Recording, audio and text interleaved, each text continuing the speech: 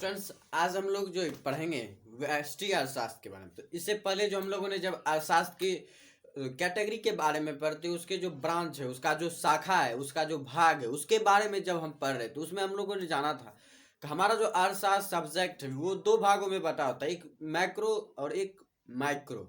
Macro and micro जो है, ये एक होता है कि मैक्रो हुआ कि विशाल, और माइक्रो मतलब होता है बहुत ही छोटा है। तो इसमें दो ही चांस होते हैं, एक होता है बहुत ही बड़ा, एक होता है बहुत ही छोटा। मतलब कि व्यष्टि एंड समष्टि। तो व्यष्टि हो गया सूक्ष्म मतलब छोटा, और समष्टि हो गया बड़ा। तो यहाँ पर जो व्यष्टि अर्थशास्त्र है, कहने करते हैं कि हम कोई भी चीज़ जो एक लेवल के तौर पे पढ़ते हैं, किसी भी चीज़ का जब हम अध्ययन करते हैं तो उसे जब हम स्टेप बाय स्टेप जो है उसको अगर हम सीखने की कोशिश करते हैं, तब जाकर जो वो हमें ज़्यादा अच्छी तरह से समझ में आता है। इसलिए जो अर्थव्यवस्था को जो है, हमारे जो अर्थशास्त्र है, उसको जो अच्छी तरह से समझने के लिए जैसे दो लेवल में बांटा गया है, और एक है बड़ा लेवल और एक है छोटा लेवल। कि जैसे मान लीजिए कि हम दो वस्तु मान लेते हैं, एक जैसे गैस सिलेंडर हो गया या गैस हो गया, और दूसरा हम कोई सब्जी खरीदने जाते हैं। इन दोनों में अगर हम अंतर करने की कोशिश करें तो अगर इसमें सबसे पहले हम कीमत का बात कर लेते हैं, तो हम जो है कीमत जो है, यदि मान लीजिए हम एक सब्जी विक्रेता हैं और उसमें जो हम सब्जी का दाम जो है कुछ भी रख सकते हैं, उस पर जो है हमारी मर्जी चल सकती है। लेकिन वहीं पर जो है गैस पर जो है हमारी या किसी और स्पेशल व्यक्ति की जो है विशेषता अधिकार जो है उस पर नहीं चलता है। उस पर जो है सरकार का हक होता है। वो जो है उस पर जो है सरकार जो कीमत निर्धारण करती है, तो वो भी सरकार भी जो है एक व्यक्ति से तो नहीं चलती, उसमें बहुत सारे जो है लोग जुड़े होते हैं, एक सिस्टम बना हुआ है, तो उससे वो जो है चलता है। जैसे गैस कीमत निर्धारण हो जाता है, बिजली विभाग हो जाता है, तो ये सब जो है सरकार के अनुसार चलती है या सरकार इसका कीमत निर्धारण करती है। इसमें जो हमारा व्यक्तिगत अधिकार नहीं होता, इसके कीमत पर जो हमारा व्यक्तिगत अधिकार नहीं होता है। लेकिन अगर हम कोई दुकान खोलते हैं, मान लीजिए सब्जी का खोलें या कोई अन्य वस्तु का दुकान खोले, उस पर जो हमारा व्यक्तिगत अधिकार होता है, तो हम जो है वहाँ पर अपने अनुसार जो है कीमत लगा सकते हैं या अपने अनुसार जो है कीमत बना सकते हैं किसी वस्तु का।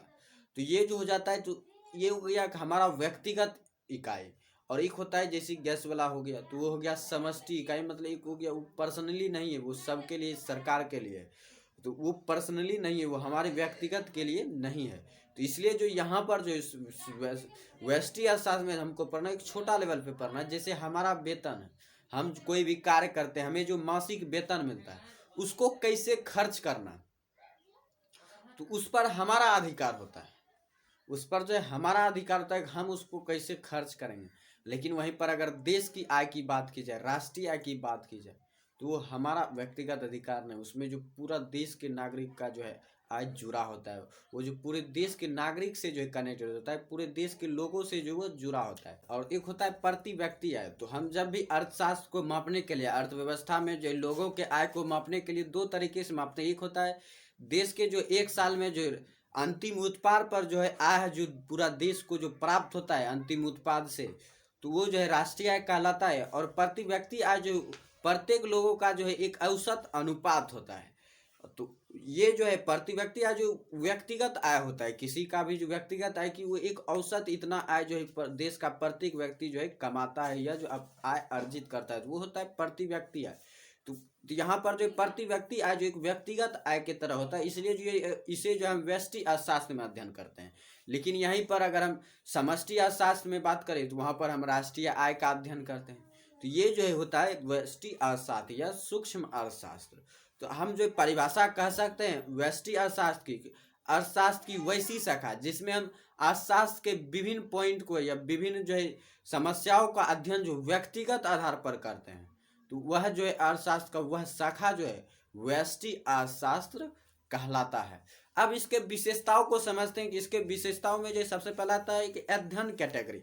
हम इसको अध्ययन जो किस रूपों में करते हैं, तो इसका अध्ययन जो हम तीन आधार पर करते हैं। एक होता है व्यक्तिगत आर्थिक इकाई, और दूसरा होता है अति सूक्ष्म शहर, और तीसरा होता है व्यक्तिगत कीमत निर्धारण। जैसा कि हमने बताया कि जैसे कि हम जो है बिजली का दाम निश्चित नहीं कर सकते, वहीं पर हम गैस का दाम हमारे अनुसार नहीं चलता, उस पर जो सरकार का हक होता है या सरकार उसका निर्धारण करती है। तो ये जो है चला जाता है समष्टि अर्थशास्त्र में। वहीं पर हमारी जो अपनी जो व्यक्तिगत उद्योग है और व्यक्तिगत जो वस्तु उस पर हमारा कीमत अधिकार होता है, हम जिस प्रकार उसे बेच सकते हैं, चाहे हम कितना भी कीमत रखें तो हमारी मर्जी।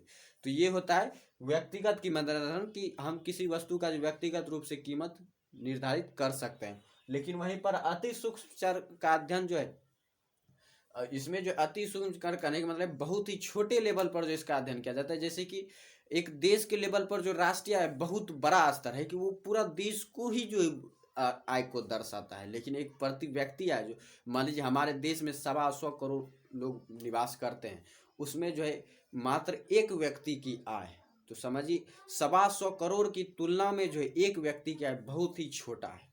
तो यही जो छोटा है करने करते अति सूक्ष्म चर, तो इसी का जो अध्ययन हम इसमें करते हैं। जैसे प्रति व्यक्ति आ गया, खुद का जो रोजगार है, जैसे हम कोई दुकान खोलते हैं तो ये हमारी खुद का रोजगार है, या खुद की कमाई है, या हमारी जो वार्षिक वेतन है, मासिक वेतन है, हम जो भी कमाते तो ये हमारी व्यक्तिगत आय है और यह व्यक्तिगत इकाई है।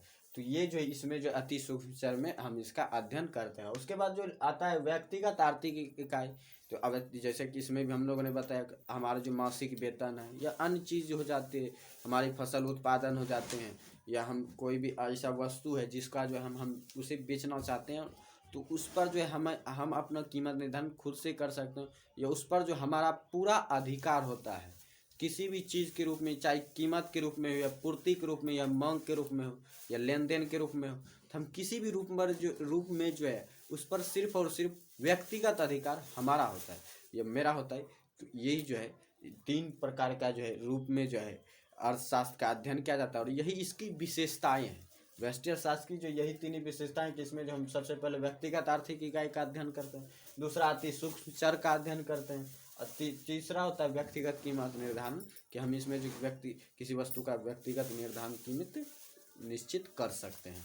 तो यही 3 इसकी विशेषताएं होती है व्यष्टि अर्थशास्त्र की। तो ये अगर वीडियो आपको लोगों को अच्छा लगा और आपको समझ में आया हो, और मेरा समझाना जो आप लोगों को समझ में आता है, तो मेरे अगले वीडियो नेक्स्ट वीडियो को जो देखने के लिए जो मेरे चैनल को सब्सक्राइब जरूर कर लें और वीडियो को अपने दोस्तों में ज़रूर शेयर करें।